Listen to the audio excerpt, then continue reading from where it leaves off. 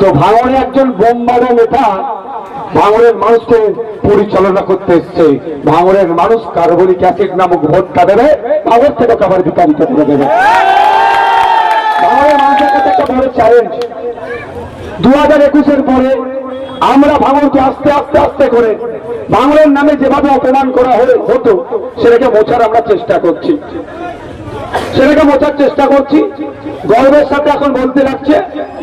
ভাঙড়ের মানুষ একটা সময় কলকাতায় বা দূরে কোথাও গেলে কোথায় বাড়ি ভাঙড় বললে নাক ছিটকাতো, আর এখন রাজ্যের যে কোনো প্রান্তে চলে যান, এইদিকে দার্জিলিং থেকে ওইদিকে দীঘা, ওইদিকে ঝাড়গ্রাম থেকে এইদিকে বাসন্তী, ভাঙড় একবার শুধু বলে দেন আপনাকে সম্মান দেবে কি দেবেন আপনারাই বলুন।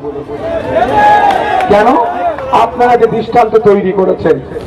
একটা উদাহরণ দিচ্ছি, রক্তদান শিবির হয়, রক্তদান প্রোগ্রামের হয়, কিন্তু রক্তদান উৎসব এই কনসেপ্টটা সারা পশ্চিম বাংলার মানুষের কাছে ছিল না। শুধু পশ্চিম বাংলার মানুষ নয়, গুগলে সার্চ করে দেখতে পারেন, রক্তদান উৎসব হয়, রক্তদানের উৎসব হয়, রক্তদানের মেলা হয়, এটা ওরা কোনোদিন সারা ভারতবর্ষের ইতিহাসে ছিল না।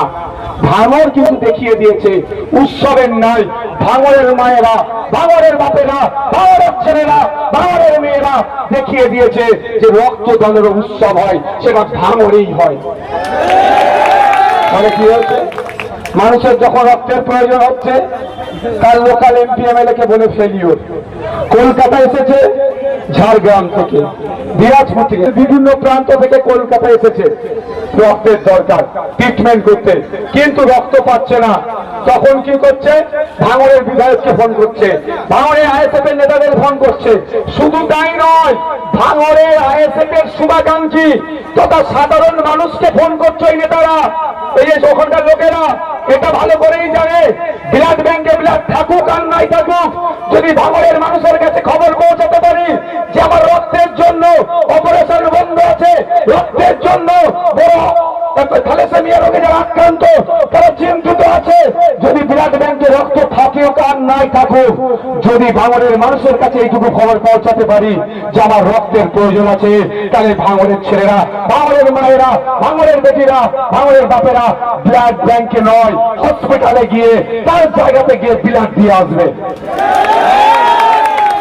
ভাঙড়কে এরকম ভাবে এখন চিনতে শুরু করেছে। তাদের কাছে একটা গোল্ডেন চান্স, ভাঙড়কে সারা রাজ্যের মানুষের কাছে প্রমাণ করানো যে ভাঙড় মারামারি হিংসা খুনোখুনি চাই না, ভাঙড় চাই কি শান্তির সাথে একটু থাকা।